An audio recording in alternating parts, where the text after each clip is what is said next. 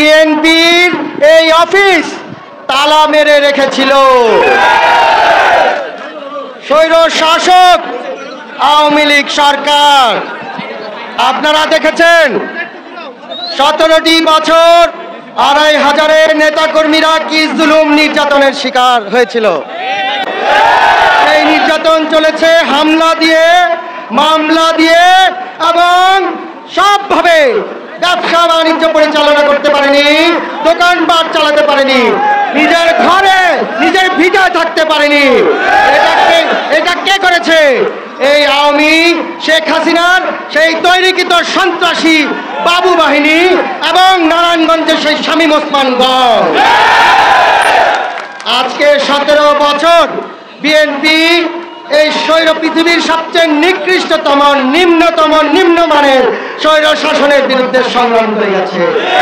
এর ফলে শুধু 2500 না, নারায়ণগঞ্জে না, সারা বাংলাদেশে বিএনপির হাজার হাজার নেতা কর্মী নিহত হয়েছে, আহত হয়েছে। 60 লক্ষ বিএনপি নেতা কর্মী মামলার শিকার হয়েছে, লক্ষ লক্ষ বিএনপির নেতাকর্মী আহত পঙ্গু হয়েছে, লক্ষ লক্ষ বিএনপির নেতাকর্মী নিঃস্ব হয়েছে। আপনারা দেখেছেন দীর্ঘ 17 বছর এই 2500 আওয়ামী লীগের স্বৈর শাসকরা, আওয়ামী লীগের এমপি বাবু শুধু মরহুম বদরুজ্জামান খসরু সাহেবকে নিয়ে কথা বলতো, তার বদনাম করতো, তাকে হুমকি দিত, তার অনুসারীদের হুমকি দিত। তারপর দীর্ঘ মরহুম বদরুজ্জামান খসরু সাহেব নিহত হওয়ার পর দীর্ঘ 7 বছর আমার বিরুদ্ধে কত কথা বলেছে। বাবুর যত বক্তব্য ছিল তার 70% জুড়ে ছিল মাহমুদুর রহমান সুমন। আমাকে হুমকি দিয়েছে, আমাকে ধমকি দিয়েছে, আমাকে নিয়ে কথা বলতো, আমাকে নিয়ে বদনাম রটাতো, মিথ্যে কথা চালাতো।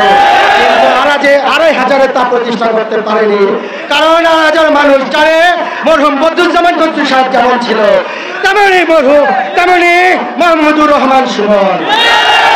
তাই 2500 আপনারা দেখেছেন এই বাংলাদেশ জাতীয়তাবাদী দল 2500 থানা অফিস উদ্বোধনে কত 15-20,000 লোক আজকে উপস্থিত হয়েছে।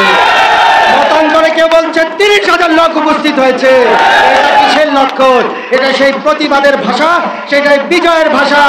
এটা আজকে বাংলাদেশের বিজয়ের জন্য সম্ভব হয়েছে। বাংলাদেশের সর্বস্তরের মানুষ এই ফ্যাসিবাদ আওয়ামী লীগের বিরুদ্ধে সংগ্রাম করেছে। এরপর বিএনপির হাজার হাজার নেতাকর্মী এবং সেই ছাত্র জনতারও হাজার হাজার নেতাকর্মী, ছাত্র জনতাও নিহত হয়েছে। বাংলাদেশ জাতীয়তাবাদী দল এবং সেই ছাত্র জনতা, বাংলাদেশের সমস্ত মানুষ আজকে গণবিপ্লব ঘটিয়ে সেই আওয়ামী লীগের পতন ঘটিয়েছে। এমন ভাবে ঘটিয়েছে বাংলাদেশের মাটিতে আর শেখ হাসিনা হবে না।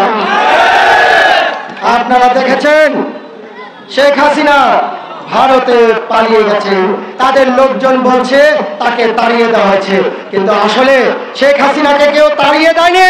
শেখ হাসিনা এই দেশে লক্ষ লক্ষ বাবু শামীম ওসমানদের মতো লুটেরা সন্ত্রাসীদের তৈরি করে গেছে, লুটপাট করে গেছে বাংলাদেশের লক্ষ লক্ষ কোটি টাকা, গরিব দুঃখী মানুষের টাকা। আপনারা দেখেছেন আমাদের প্রতিটা প্রতিষ্ঠান ধ্বংস করে গেছে, সেই তলাবিহীন ঝুড়ি বানিয়ে দিয়ে গেছে। স্বাস্থ্য খাতকে ধ্বংস করেছে, শিক্ষা খাতকে ধ্বংস করেছে, ধর্মকে ধ্বংস করেছে, বিভেদ লাগিয়ে গেছে, একটি জাতিকে বহু জাতি বানিয়ে ছেড়েছে। কিন্তু আপনারা দেখেন এদেশের মানুষ কিন্তু সহ্য করেন, উৎখাত করে ছেড়েছে সেই ফ্যাসিস্ট পৃথিবীর নিম্নমানের স্বৈর শাসককে।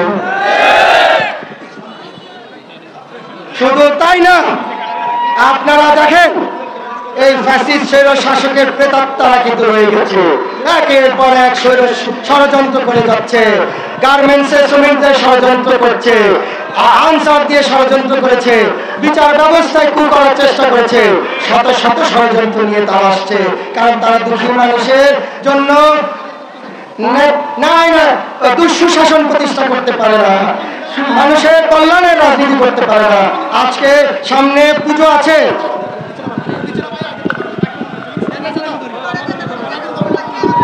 আজকে সামনে বাংলাদেশের পূজা আছে, এই পূজা নিয়ে সেই আওয়ামী লীগ ষড়যন্ত্র করছে। আপনারা সঙ্গে থাকবেন। এটাই শিখেছে আমাদের স্বাধীনতার ঘোষক শহীদ প্রেসিডেন্ট জিয়াউর রহমান। তিনি শুধু মুক্তি বাহিনী বানিয়ে বাংলাদেশকে স্বাধীন করেনি, তিনি যখন দেখছে জন্ম থেকে চলছে বাংলাদেশ, তখন তিনি আরেকটি মুক্তি বাহিনী গঠন করেছেন। বাহিনীর নাম বাংলাদেশ জাতীয়তাবাদী দল। সেই দলে আওয়ামী লীগের জন্ম কিন্তু শহীদ প্রেসিডেন্ট জিয়াউর রহমানের হাত ধরে দ্বিতীয়বার জন্মগ্রহণ করেছে। জনকণ্ঠ নিউজ 24।